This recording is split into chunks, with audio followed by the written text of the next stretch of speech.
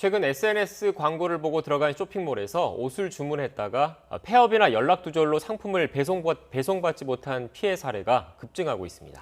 소비자원은 이런 쇼핑몰들이 계좌이체를 유도하는 경우가 많은데 신용카드나 결제 대행사를 통해 결제를 하라고 조언하고 있습니다. 차유정 기자입니다. 직장인 최보미 씨는 얼마 전 SNS에 뜨는 쇼핑몰 광고를 보고 옷을 샀다가 황당한 일을 겪었습니다.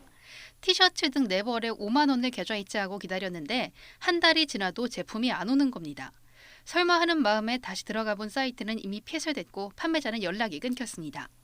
카카오톡 배너를 보고 물건을 구입을 하게 됐고 이제 우선 전 국민이 다 이용하는 거니까 안심하고 의심의 여지도 없이 저는 물건을 샀을 뿐인데 아무런 조치도 취해주지 않았고 물건도 오지 않았고 요즘 비접촉 쇼핑 대세로 카카오 스토리나 인스타그램 같은 SNS에서 상품을 홍보하고 거래하는 쇼핑몰들이 우후죽순 생겨나고 있는데 소비자 피해도 급증하고 있습니다.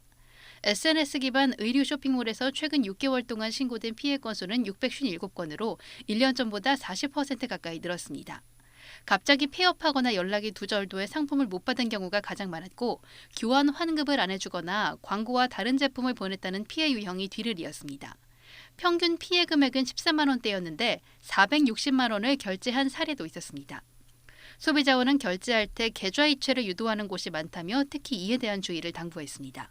계좌이체건 등의 경우 판매자가 일방적으로 연락을 둘절하거나 폐업이 이루어지는 경우 판매자의 직접 반환이 필요하기 때문에 환급받기가 어려울 수 있으므로 소비자원은 신용카드를 쓰거나 은행에서 결제대금 예치하고 있다가 상품 배송 완료된 후 판매자에게 대금을 지급하는 에스크로 계좌 등을 꼭 이용하라고 조언했습니다. YTN 차유정입니다.